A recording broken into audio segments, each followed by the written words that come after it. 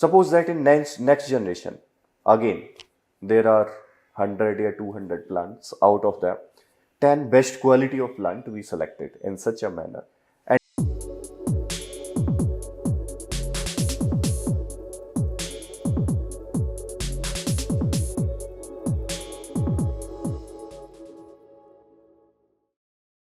hello everyone, I am Sanjeev Kumar, Faculty of Agriculture and Geography at Plutus IAS.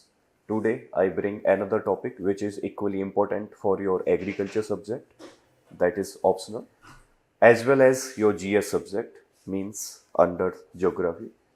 Or little bit it is also helpful with respect to economy, because inside economy you also have another section of agriculture economy. So now let's understand what different kind of farming practice are followed in India, the types of farming practices that follows in India. So most of our farmer are the small farmer, marginal farmer. In India, more than 86% farmers are the small and marginal, having less than 2 hectare of land or cultivating less than 2 hectare of land. Agriculture derived from two words, that is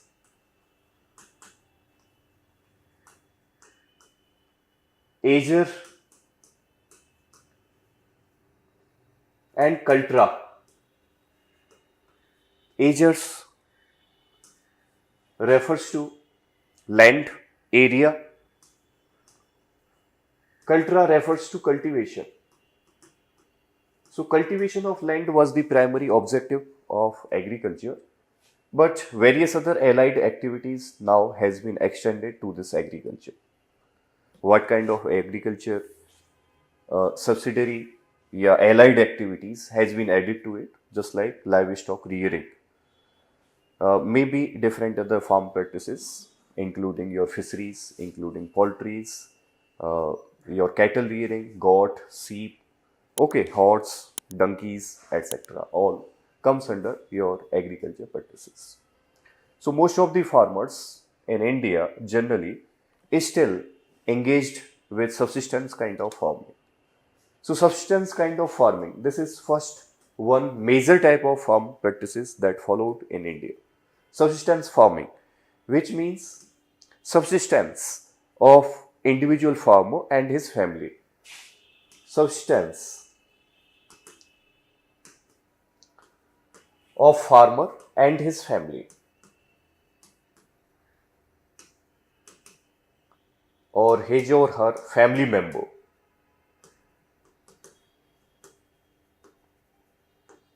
So here, what are the typical characteristics of subsistence farming? Number one, generally farmers hold a small part of land.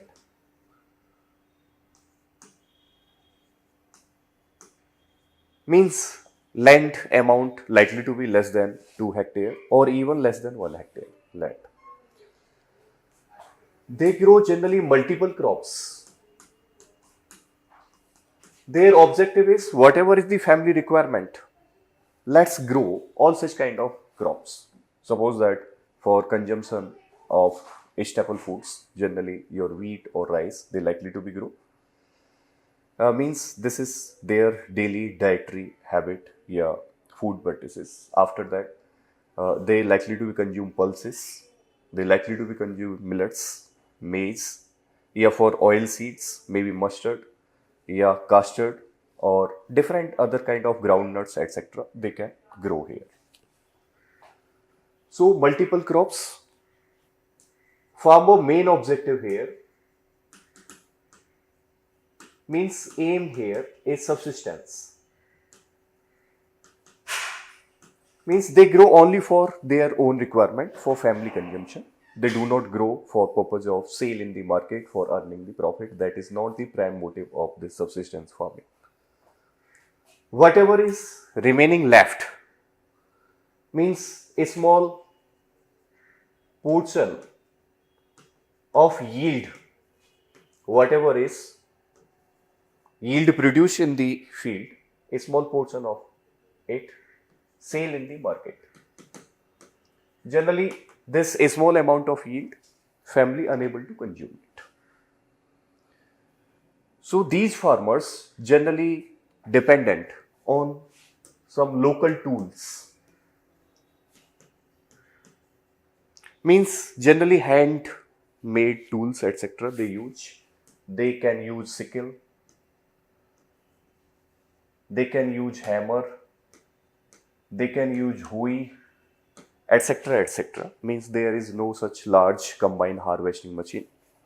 Yeah, there are not such large tractors. Even most of the farmers used to cultivate by bull their land or by hoe. Further, generally no use of extensive fertilizers. Yeah, less use of fertilizer, pesticides, yeah, different other chemicals for growth. No or low use generally. Generally, most of the time, no or low use of high yield variety crops, high yield variety seeds. High yield variety seeds means through sexual propagation method, high yield variety seeds can be developed by farmers or by certain companies which used to develop high yield variety seeds after multiple generations by selecting production. Means suppose that in this generation there are 100 plants. Out of these 100 plants, there are 5 plants having best quality of yield production. We can select 5 out of 100. Similarly, in another field, there are 100 plants, and out of these 100, suppose that 10 plants are having very strong resistance towards the drought, towards pest, etc. Then we may cross multiply. The 5 plants we can do cross breeding, maybe through natural method or by through artificial, means with the intervention of human being we can do cross pollination. So through this cross pollination, when best yield plants meet a cross pollinate with best resistant plants against the disease etc., then next generation likely to be superior quality, having more resistance towards the drought, towards change in weather condition, towards the pest, or having better yield. Suppose that in next generation, again, there are 100 or 200 plants. Out of them, 10 best quality of plant we selected in such a manner. And again, we do cross-pollinate, then go for next generation, then successive next generation. So in that way, maybe over 5 or 10 generations, the new plants, yeah, seeds likely to be very much different from its original parent seeds. Yeah, very much different from its original parent plants. So this is the mechanism of high yield variety seeds, and these seeds generally provide better yield. These seeds generally farmers sow for commercial purpose rather than their subsistence or family purpose. Okay, so no or low use of high yield variety seeds here. Generally, there is no such permanent irrigation facility. Most of the crop they used to produce with the help of rain fed, means this crop is generally rain fed. If rain is happening, then there is irrigation, otherwise the field is looking for rain to fulfill its moisture requirement. There is no such infrastructure, no such permanent infrastructure, maybe for irrigation purpose, maybe for crop protection from wild animals, yeah, maybe well established road, yeah, market connectivity. There is no such great infrastructure, only very primitive infrastructure farmers use within this subsistence farm. So I hope this concept of subsistence farming is clear. Now we are moving towards your commercial farming. So in commercial farming, generally farmers' main objective or motive is to earn profit. Its main objective to earn profit, max profit. This is the main objective. So farmers, whether consume by himself or his family member or doesn't consume even a single grain, farmers may object entirely for selling it in the market. Suppose that sugarcane. Very rarely farmer consume a few sugarcane stack. Otherwise, most of the farmers generally maximum almost 99.9% used to sell over the mills. And in the mills, it is utilized for production of sugar and different other byproducts, methanol, etc. Generally, farmers here have larger land. In comparison to subsistence farming, farmers generally have larger land. Here, farmers use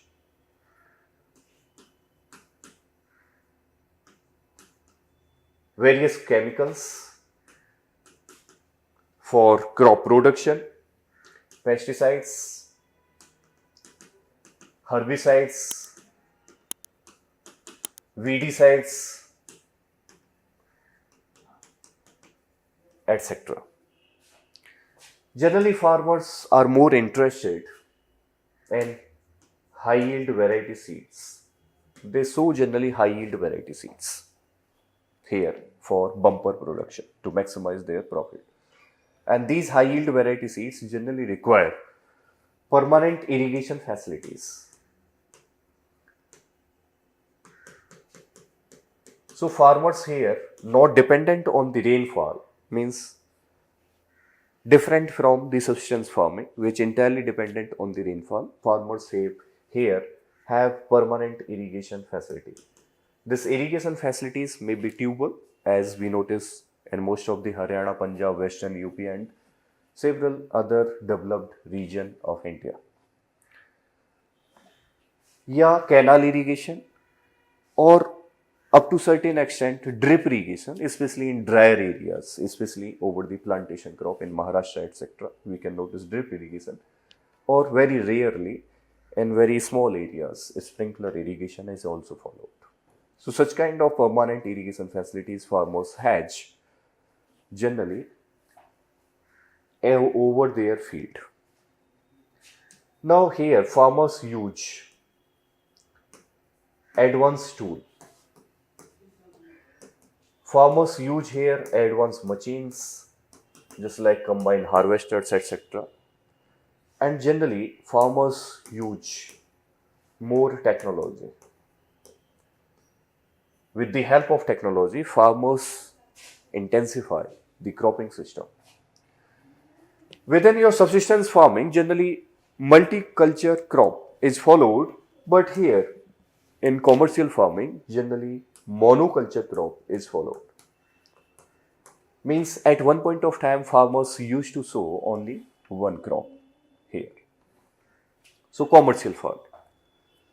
Farmers generally sow such kind of crop which provide the maximum benefit irrespective of what agroclimatic conditions existed over there. Planning Commission or Indian Council of Agriculture Research has divided India into 15 agroclimatic zones, and these climatic zones generally determined from the perspective that farmers might have better understanding knowledge about the climate, about the water availability, about the soil quality in particular region. But farmers generally most of the time frequently neglected the climate factor or groundwater table or the soil fertility in particular region. Rather, with the use of chemical fertilizers, nutrients, with the help of groundwater irrigation, they are continuously producing these crops. So commercial crops generally create more side effect over the environment. These commercial crops generally, generally provided more stable crop residue. These commercial crops generally based on monoculture cropping pattern, so they deserve the market conditions, they disturb the consumption pattern, they disturb the cropping pattern of particular region. Further, they extract more amount of minerals from the soil. So there is problem of degradation in soil quality. There is problem for degradation of groundwater table. So groundwater table in Gangetic Valley has moved down to around 60%. And this time, one question we also notice in GS from this perspective. Okay, so commercial crops production generally hampering more environment. So what is the alternative for it? What kind of cultivation practices we can follow? So we can follow generally the smart agriculture practices. We can follow the sensor based farming. Yeah, we can follow generally agroforestry. We can integrate livestock, yeah, certain other allied activities with the commercial farming, which can reduce the problem of stubble, which can further force the farmers to multiply its cropping pattern and to use input of one product into another product. Okay, so all such things we can generally prefer, yeah, we can notice within the commercial farming. Now, you might confuse about the commercial farming and plantation farming. Suppose that if I give examples here about the bananas, if I give example here about the sugarcane, cotton, jute, okay, tea, coffee, cocoa, etc., etc. Do you think that these crops are not the commercial crop? Yes, they are very much commercial crop, but they are typically classified as the plantation crop. Why they are classified as the plantation crop? Because they are more like a plant. There are difference between plants and grasses. These cereals crops, especially your wheat, rice, etc., barley, all these crops generally belongs to grass family. While whatever crops I have written over here, they belongs to plant family. Grass is generally small, have less number of branches, or their stem is quite soft, not woody. While plants, they generally explore more branches, yeah, cover larger area, or their girth of the stem likely to be harder, yeah, more. Further, their stem is generally woody. So all these plants generally comes under plantation agriculture. Plantation agriculture itself is one branch of commercial farming, commercial agriculture. So why we classify, what was the requirement of it? Generally, most of these crops credited to the Britishers. They introduced in their colonies. They were passionate about the tea, coffees. They were passionate about the sugarcane, bananas, etc. So these Britishers, Europeans, Portuguese, okay, Dutch, Spanish, yeah, English, they introduce in their different colonies different kind of crops, including tea, coffee, banana, potato, then your tobacco, etc., in various colonies. Okay, so these crops generally require more skill. They need more skill. A skill with respect to management. They require a skill with respect to processing. Means these crops cannot be produced at the field in particular region. They generally require large industries, etc., for the processing. Such commercial crop, yeah, plantation crop generally produced by the farmer to intensify to increase their profit, but they require particular typical peculiar like conditions. Generally, these crops also sown over the large farmland, but in specific areas. Suppose that in case of tea, coffee, cocoa, rubber plantation, generally require high temperature, high precipitation condition. Such condition generally did not existed yeah, at present also not existed in Britain or European countries. That's why they produce most of the plantation crop here. It require good transportation facilities. Why transportation? Because these crops require very heavy processing. Consider sugarcane, tea, coffee, whatever is the name. They require very excessive processing. Okay. So generally processing need the raw material need to be transferred from the field towards the industrial areas. Further, over there in industrial areas, lacking time. Okay. So I am concluding this rapidly. We have another class. Okay. So transportation facilities, especially, they are high in demand across the globe. That's why across the port, etc., these crops are more grown nowadays. So that's all for today. Further, I bring different other terrace farming, etc. Yeah, we further go into more detail about what are key differences between organic farming and zero budget natural farming. Thank you very much.